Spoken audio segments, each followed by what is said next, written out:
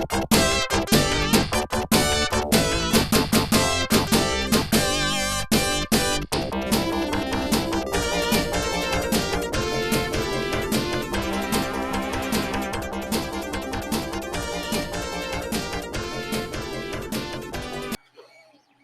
so in this application of Newton's laws, we're going to look at what is something called apparent weight. So apparent weight is kind of like it's the apparent gain or loss of weight based on how you're being accelerated. It happens in an elevator for the most part. Okay, so when you ride in an elevator, there are times when you feel heavier and there are times when you feel lighter. Okay, now what happens is the feeling is caused by two things: your weight, right, which we know acts down towards the center of the earth, and the upward normal force exerted by the ground of the elevator. Okay, now this upward or the vector sum here is what we call apparent weight. So F sub G, so F sub G prime. Okay, so it appears that you gain or lose weight based on your acceleration, but that doesn't really, you don't really gain or lose the weight. Okay, so the quote unquote apparent loss or gain of weight due to these sensations, or this sensation, is what we call apparent weight. Now, this sensation doesn't only appear in elevators. It also appears like if I'm lifting something up, let's say I'm weighing a fish that I just caught and I lift it up, it's like, oh, that's a lot heavier. Okay, but again, that's based on my acceleration. Okay, and so again, it appears that you lose weight, but you actually don't. So here we have three situations, right? So Tom's getting into the elevator of his office building. He has a mass of 100 kilograms. What is his weight if the elevator is not moving? Okay, what is his apparent weight if it's accelerated up at 3 meters per second squared? Or is it, and then what is his apparent weight if it is accelerated down at 3 meters per second squared? Okay, so part A is very simple. His weight when the elevator is not moving is just equal to whatever his weight is, right? And so he's 100 kilograms. G is 9.8, right? And so he has a weight of 980 newtons. Okay, that's when he walks in the elevator, hasn't moved yet.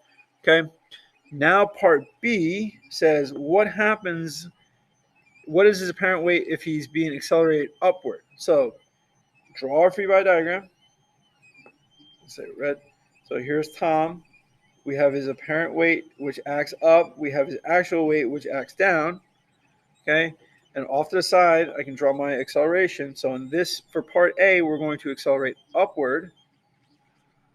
Okay, and then for part B, we're going to accelerate downward, right? And so when we sum the forces, for part A, we're going to have a positive acceleration, and for part B, we're going to have a negative acceleration.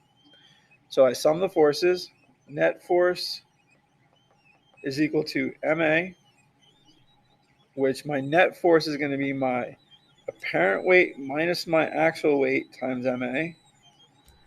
And then my question is asking for what is my apparent weight, or what is Tom's apparent weight. So I'm going to do some algebra.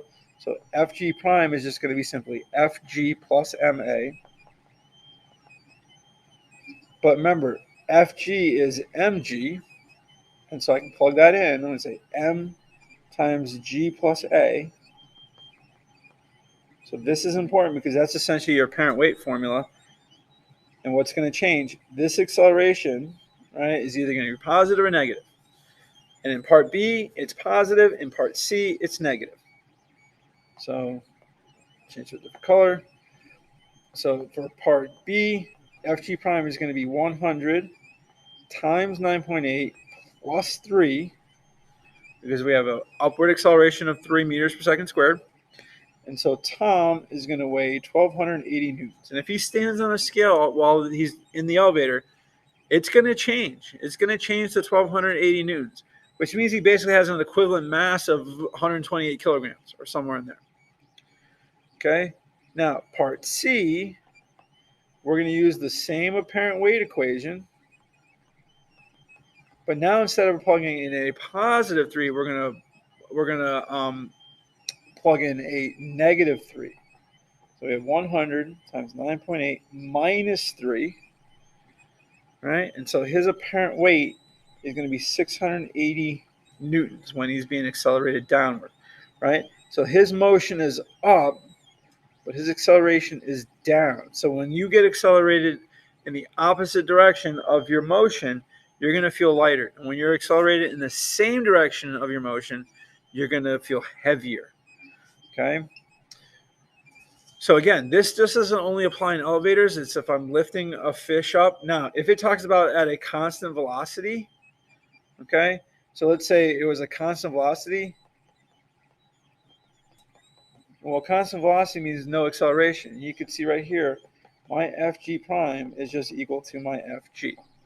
Now, if he's in free fall, right, so FG prime minus FG equals MA, right, so free fall, let's say something happened to the cable. Well, his acceleration in free fall is G, right, not just G, but negative G. And so when I come in here and do my algebra, I do that F equals G times M plus A, or sorry, M times G plus A.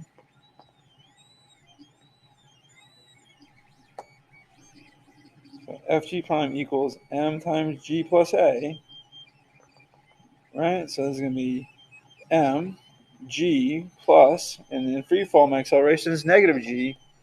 And so you'll see that his apparent weight is 0 newtons, right? So if my free fall, if I'm in free fall, my apparent weight is 0 newtons, okay? I'm quote unquote weightless, okay?